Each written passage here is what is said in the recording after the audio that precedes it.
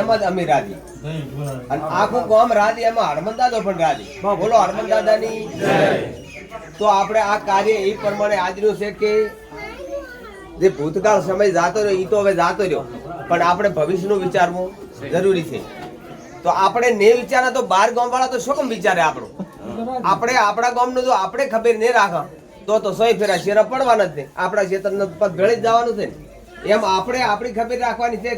હરિજન છે, ગોહિલ છે, ઠાકોર સમાજ છે, આ ભાઈ ભણિયા આવી ગયા, હનમાળી આવી ગયા, બધાય આપણા ભાઈ ને આપણે બધાને હળી મળીને કરવાનું છે ને. એવું સંગઠન રાખવાનું છે મજબૂતી. એક દોયડો કોઈ દાડો ટકર ન ચાલે, પણ બધું બોળા તોતણા ભેળા કરીને તમે બોધો તો એ બહુ તોતણ બળ્યું થઈ જાય.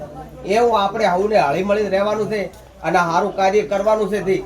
પીતા હશે તો કદાચ હું કોઈ એક બે થેલી પીતા છે, પણ જેટલી પેઢી પીવા ના શીખે એના કારણે આ આડા બંધ કરવામાં આવે છે. અને અમારે તો કોઈનો રૂપિયો ખાવા નથી, અમારે તો કોઈ છોકરા પીવાય નથી શીખ્યા, પણ આ છેલ્લા ના શીખે, છેલ્લું જીવન સારું થયું એના સારું થી અને અમે આ ખારા થર્યા.